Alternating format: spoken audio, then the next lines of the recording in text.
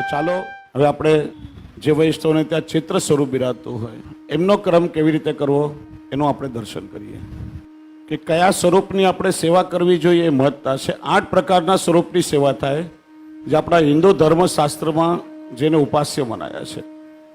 લેખ્યા, હાથે ચિત્ર કરેલું જે સ્વરૂપ હોય, ચિત્રકાર પીછીથી બનાવે એ ચિત્ર સ્વરૂપની સેવા થાય. બજારમાંથી પ્રિન્ટેડ કે કોઈ પણ એવું ચિત્ર લાવીએ તો એ સેવ્ય ન ગણાય, એની સેવા ન થઈ શકે. લેપ્યા એટલે લેપન કરીને, લગ્ન પ્રસંગ આદિ આવે તો આપણે ગાયના ગોબરમાંથી કુલદેવતાની મૂર્તિનું લેપન કરીએ તો હાથે લીપન કરેલું સ્વરૂપ હોય એની સેવા થાય. ધાતુમય, પંચધાતુ કે અષ્ટધાતુનું શાસ્ત્ર પ્રમાણે મિશ્રણ કરી અને જે સ્વરૂપ સિદ્ધ થાય એની સેવા થાય.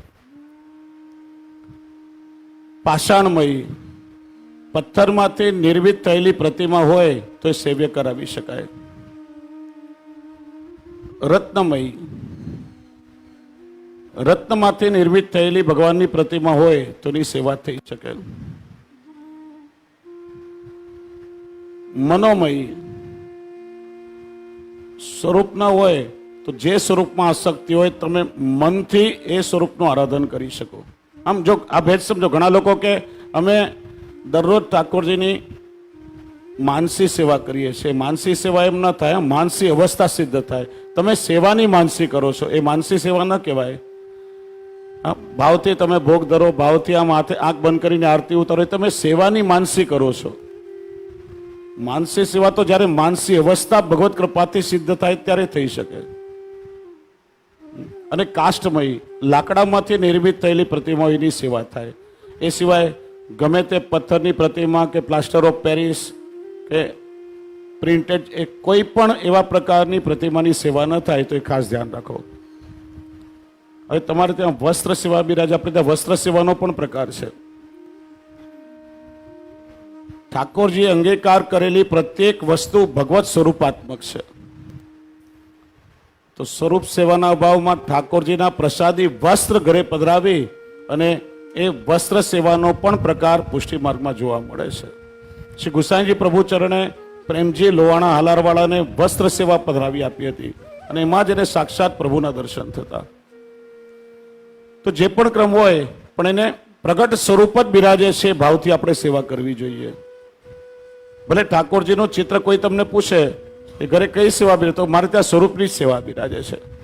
તમારા મનમાં હશે કે આ ચિત્ર છે તો ઠાકોરજીના તમને ચિત્રના દર્શન થશે, પ્રગટ અનુભવ નહીં થાય. જે પણ સ્વરૂપ છે એ પ્રગટ સાક્ષાત બિરાજે છે એ ભાવથી સેવા કરો. હા, તો હવે આપણે એ ચિત્ર સ્વરૂપની સેવાના પ્રકાર શૃંગારમાં જોઈએ. પ્રભુને ઉષ્ણકાલમાં આ રીતે આડબંધ વસ્ત્ર છે. ચિત્રના સ્વરૂપમાં વિશેષ ખાસ ધ્યાન રાખો. ઘણા વૈષ્ણવો મન ફાવે તે રીતે એકદમ વસ્ત્ર આખું જલમાં બોળીને સ્નાન કરાવે, અંદર જલના ટીપા જાય તો એ હસ્તચિત્ર છે. ચિત્ર બગડવાની શક્યતા રહે, પરિશ્રમ થાય. ઠાકોરજીને સ્વરૂપ પુષ્ટાવતી વખતે કાચ વડો થાય અને પછી આગળનો કાચ વૈષ્ણવે ક્યારે હટાવવો નહીં. એક વસ્ત્ર જલમાં બોળી કડક નીચવી અને પછી હળવા હાથે પ્રભુને અંગવસ્ત્ર થાય, અત્તર સમર્પિત થાય. એક પણ જલનું ટીપું અંદર ના જવું જોઈએ. આ રીતે પછી આડબંધ એ કાચની ઉપર લગાવથી પ્રભુના શૃંગાર વસ્ત્ર તમે ધરી શકો. જે પ્રમાણે એ ચિત્રના સ્વરૂપમાં વસ્ત્રો ધર્યા છે એ જ પ્રકારે આભરણ સિદ્ધ કરાવી અને એ સ્થાનમાં એ ચિત્રની ઉપર તમે લગાવથી ધરી શકો. સૌથી પ્રથમ ઉપર તિલક ધરાવ્યું છે, પછી આપણે આડબંધ ધર્યું.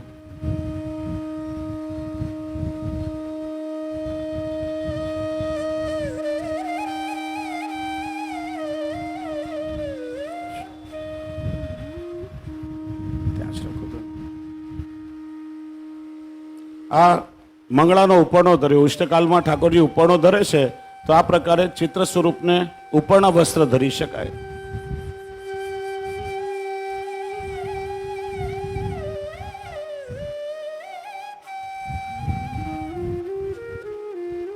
આ સૂતરનો પ્રકાર છે. આ પીછોડા છે. પીછોડા ચિત્ર સ્વરૂપને આ રીતે પીછોડા ધરી શકાય.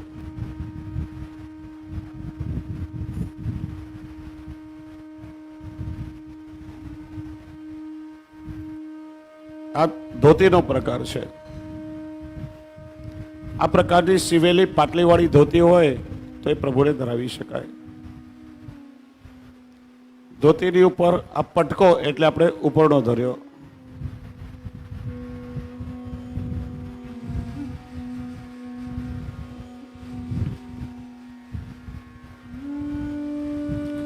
વિવિધ પ્રકારના પટકા આપણે ત્યાં ઠાકોરજી ધરે છે.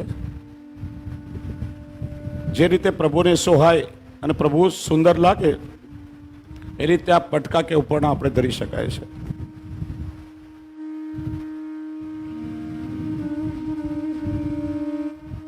આ બીજા પ્રકારનો ઉપરણો આ રીતે પણ ધરી શકાય. ધોતી ઉપરણામાં આ ઉપરણાને ગાતીનો ઉપરણો કે.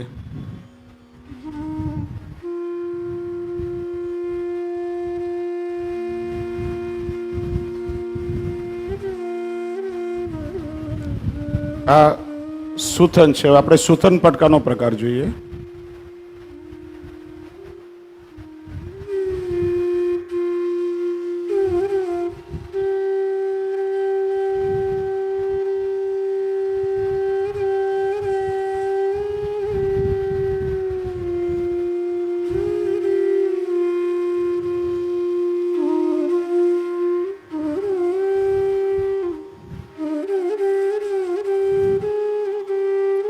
આ કાચની ધરી ઠાકોરજીએ.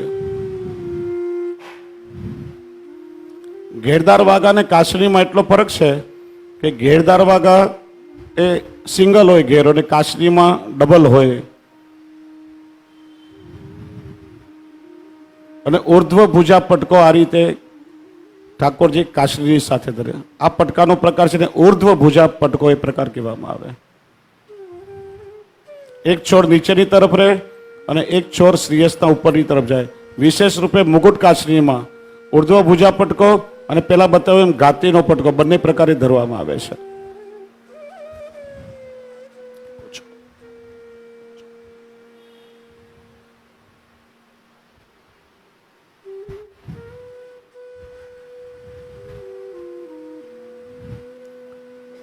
આ ઠાડું વસ્ત્ર કહેવાય અથવા પીઠક વસ્ત્ર કહેવાય.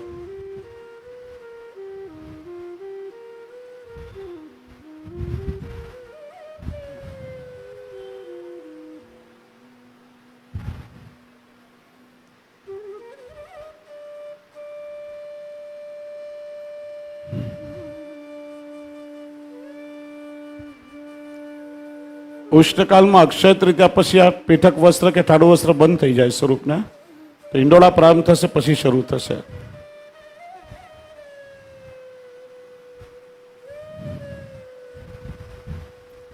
આ પ્રભુ બગલબંડી ધરે છે.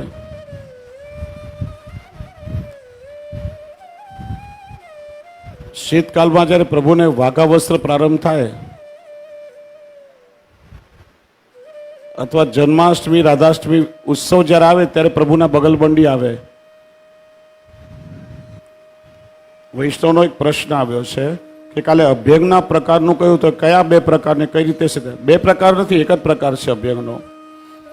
જ્યારે જ્યારે ઉત્સવનો લેખ હોય કે આ દિવસે અભ્યંગ થાય ત્યારે અભ્યંગ થાય. સૌથી પહેલા સેજ ફૂલેલ સમર્પિત થાય, પછી આમળાથી હળવે હાથે પ્રભુને શ્રીયંગને ચોડી અને આમળાથી અભ્યંગ થાય, પછી 4 લોટીથી સ્નાન થાય, પછી ચંદન સમર્પિત થાય, ફરી 4 લોટીથી સ્નાન થાય અને પછી અંગવસ્ત્ર કરીને અત્તર સમર્પિત થાય.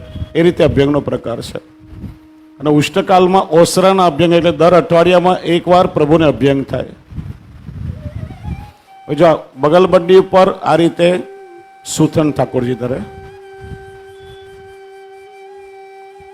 સૂતરની ઉપર આ ઘેરદાર વાઘા પ્રભુએ ધર્યા છે.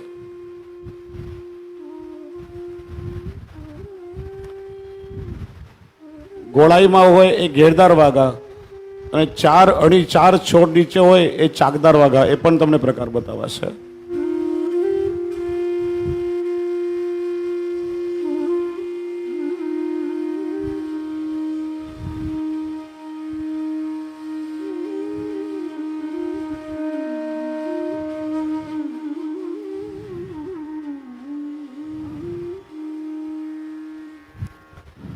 એક પ્રશ્ન બીજો પણ આવ્યો કે વૈષ્ણવના ઘરે ઘણા વર્ષોથી ચિત્રજી સ્વરૂપ બિરાજે છે, તે જર્જરિત થઈ ગયું છે, તો શું કરી શકાય? તો ઘણા વૈષ્ણવ એક ચિત્રની આગળ બીજું ચિત્ર પધરાવી દે છે, ખોટો પ્રકાર છે, એવી રીતના ના કરી શકાય. શક્ય હોય તો એ જર્જરિત સ્વરૂપને તમે ગુરુ ઘરે ગ્વાલમંડલીમાં પધરાવી શકો છો અને નવું સ્વરૂપ ચિત્રનું એ પુષ્ટાવીને સેવા કરી શકો છો. અથવા તમને ચિત્રકારી આવડતી હોય તો તમે જાતે પીછીથી સ્વરૂપને સિદ્ધ કરી શકો છો સરખી રીતે, એ પ્રકાર થઈ શકે.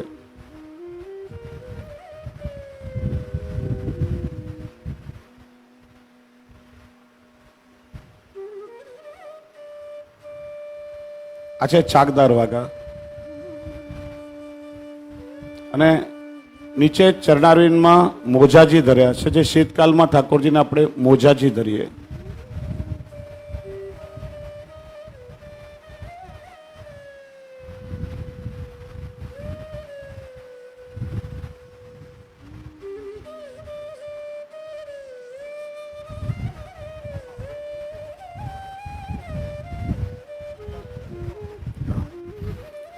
આ શીતકાલીન સેવાનો પ્રકાર છે,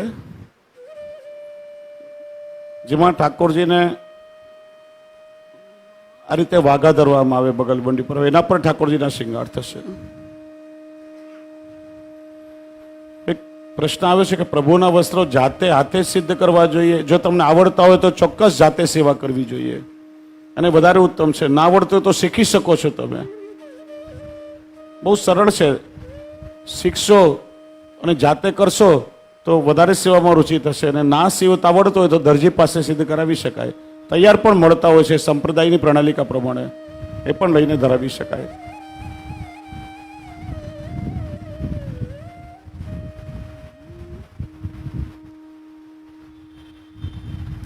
આ ઠાકોરજીને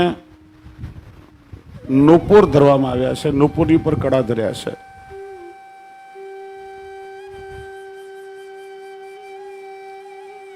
હલકા શિંગારમાં કેવલ નુપુર ધરે અને મધ્યના શિંગાર થાય ત્યારે ઠાકોરજી જેહર ધરે છે ઉપર. પહોંચી ધરી પ્રભુને, આ બાજુ બંધ.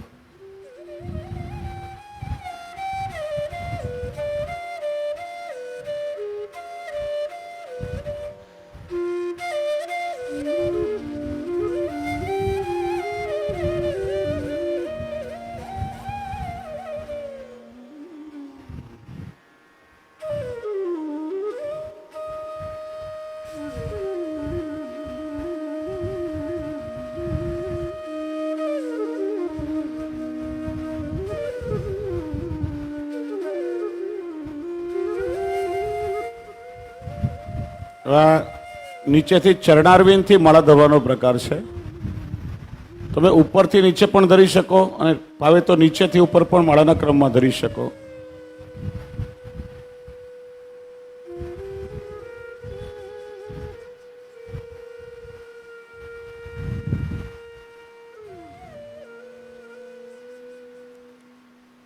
હલકા શિંગાર છે એમાં પ્રભુ 4 માળા ધરે, મધ્યના શિંગારમાં 7 માળા ધરે અને એનાથી વિશેષ ભારી શિંગાર ઠેઠ ચરણારવિંદ સુધી થાય.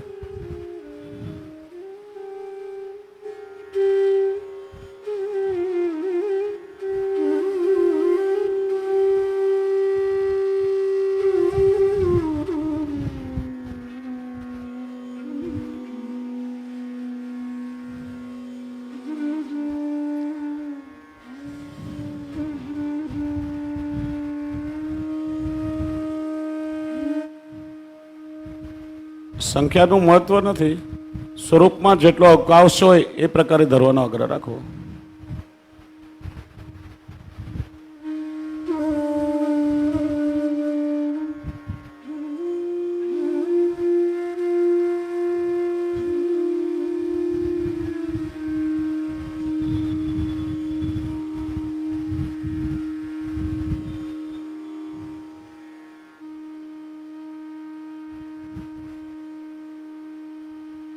જો લગાવની બત્તી કઈ રીતે ધરવી ચિત્રજીને એ પ્રકાર ખાસ ધ્યાનમાં રાખો, જેનાથી શિંગાર બહુ વ્યવસ્થિત ધરી શકાય. આ સૌથી પ્રથમ વચ્ચે ચોકી કે પદક વાળું હોય એ કંઠાભરણ કહેવાય. સૌથી પ્રથમ પ્રભુ કંઠાભરણ ધરે, ત્યાર પછી લડ ધરે, જેને તમે કંઠેશ્વરી પણ કહો છો, જે નિત્ય બિરાજે.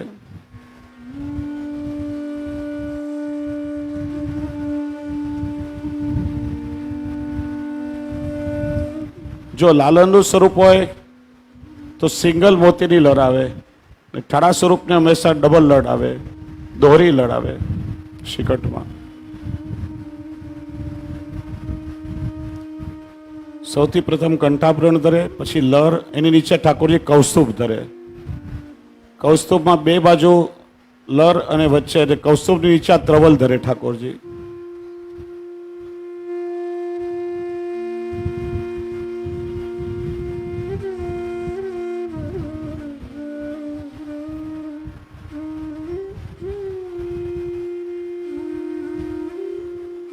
એની નીચે પદક અથવા વગનખો ધરે પ્રભુ.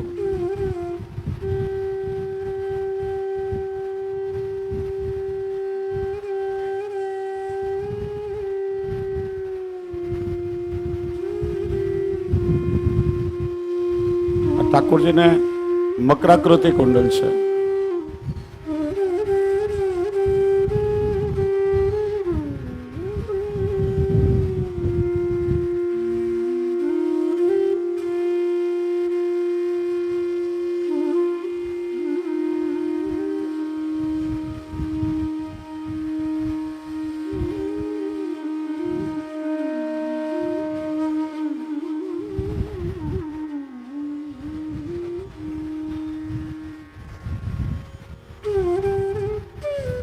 હવે મસ્તકનો પ્રકાર છે શિંગારનો.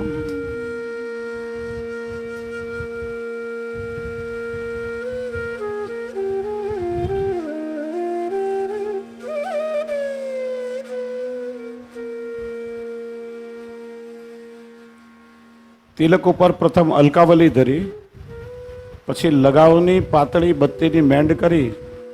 જો ઘણા વૈષ્ણવો શિંગાર કરવા બેસે ત્યારે બધો પથારો સાથે લઈને બેસે, એક એક વસ્તુ શોધવામાં બહુ વિલંબ થાય. આવતીકાલના શિંગારની તૈયારી આગલે દિવસે કરી લેવી જોઈએ. એક થાળીમાં અથવા તો શિંગારનો જે ખંડ હોય એમાં, તો જેથી આપણા હાથમાં પ્રોપર શિંગાર આવે ને પ્રભુને વિલંબ ન થાય. આ ઠાકોરજીને ટીપારો ધર્યો છે.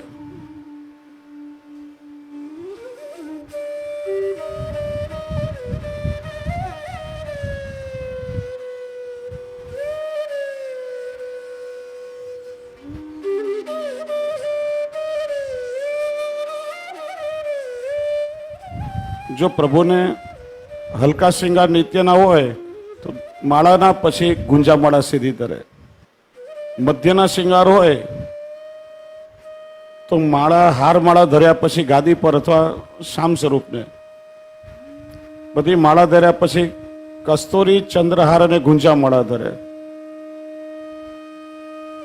અને ભારી શિંગાર હોય તો કસ્તુરી ચંદ્રહાર, એની પેલા જોઈ કલીવલ્ભી કસ્તુરી ચંદ્રા કમલની માળા ધરી અને ત્યાર પછી ગુંજા માળા ધરે.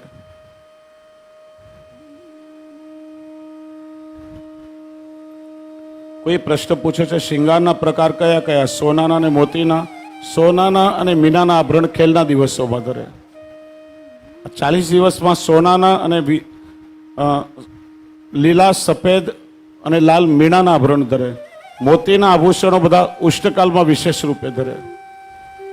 અને બાકી નિત્યના ક્રમમાં હીરાના, પન્નાના અને માણેકની જોડી, આ 3 જોડી કહેવાય. અને એની સાથે મોતી તો હોય જ, કેવલ ટીકડા ન હોય તો રંગબેરંગી મણીના મોતી હોય. લીલા રંગના પન્નાના કહેવાય, લાલ રંગના માણેકના કહેવાય, અને શ્વેત હીરાના, અને મોતી તો સાથે હોય જ. શ્રીજી બાવાની ગોદમાં લાલન બિરાજતા હોય તો લાલનની પાછળ તકિયો આવે તો કે ના આવે. 2 સ્વરૂપની વચ્ચે તકિયો ના આવે. સ્વતંત્ર બાજુમાં બિરાજતા હોય તો આવે. બહારગામ જઈએ તો સખડીમાં શું લઈ જવાય, સખડી સિદ્ધ કરીને સાથે ના લઈ જવાય. જે તમારી વ્યવસ્થા છે, કાચી સામગ્રી તમે સાથે લઈ જઈ શકો. ને આજકાલ તો ઇલેક્ટ્રિક ચૂલા ને ઘણી બધી ફેસિલિટી આવી, ઇન્ડક્શન ચૂલા, ઇલેક્ટ્રિક ચૂલા, ઇલેક્ટ્રિક કુકર પણ આવે છે, રાઈસ કુકર પણ આવે છે, રોટી મેકર પણ આવે છે. તો થોડું આવું સાધન વસાવી લેવું કે જેનાથી જ્યાં આપણે જઈએ એ ઠાકોરજીની સામગ્રી સિદ્ધ કરીને પ્રભુને ધરીને રોગાવી શકાય.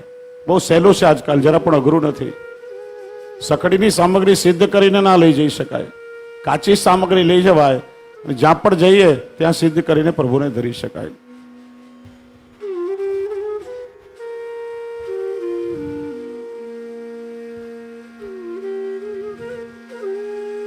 શ્રીઅંગ ઉપર ગુંજામાળા પણ ધરી શકાય અને આ રીતે ગાદીઓ ઉપર પણ ગુંજામાળા ધરી શકાય. બંને પ્રકાર છે.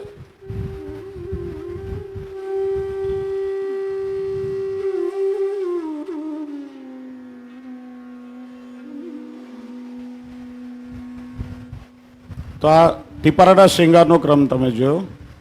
ઠાકોરજી ચોટી હંમેશા ડાબી બાજુ ધરે. કેવલ શહેરના શૃંગાર થાય ત્યારે ચોટી જમણી બાજુ આવે. આ રીતે, કેમ કે શેરાના શૃંગાર એ વિવાહના ભાવથી આવે છે અને ડાબું સ્થાન સ્વામીજીનું છે. તો ઠાકોરજી અને સ્વામીજી વચ્ચે ચોટી અંતરાય રૂપ ન થાય એટલા માટે શેરાના શૃંગારમાં જ કેવલ જમણી બાજુ ધરે. જ્યાં શ્રી મદન મોહનજીને સ્વામીજી બિરાજતા હોય તો સ્વામીજી ડાબી બાજુ બિરાજે, ત્યાં કાયમ માટે જમણી બાજુ ચોટી ધરે. જ્યાં શ્રી મદન મોહનજી સાથે સ્વામીજી અને ચંદ્રાવલીજી બંને બિરાજતા હોય, બે સ્વામીજી હોય, તો ચોટી પાછળની તરફ ધરે. યુગલ સ્વરૂપની વચ્ચે ચોટી અંતરાય ન થાય. તો આ રીતે પ્રભુને વેણુજી ધરાવાય.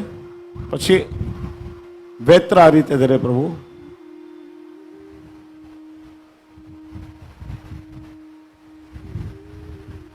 જો ધ્યાન રાખો, હલકા શૃંગાર હોય ત્યારે વેણુની સાથે એક વેત્ર ધરે અને ભારી શૃંગારમાં વેણુજી સાથે ડબલ વેત્ર, બે વેત્ર પ્રભુ ધરે. શૃંગારમાં ખાલી વેણુજી ધરીને દર્પણ દેખે અને રાજભોગમાં અને સંધ્યા આરતીમાં વેણુ સાથે વેત્ર ધરે ઠાકોરજી.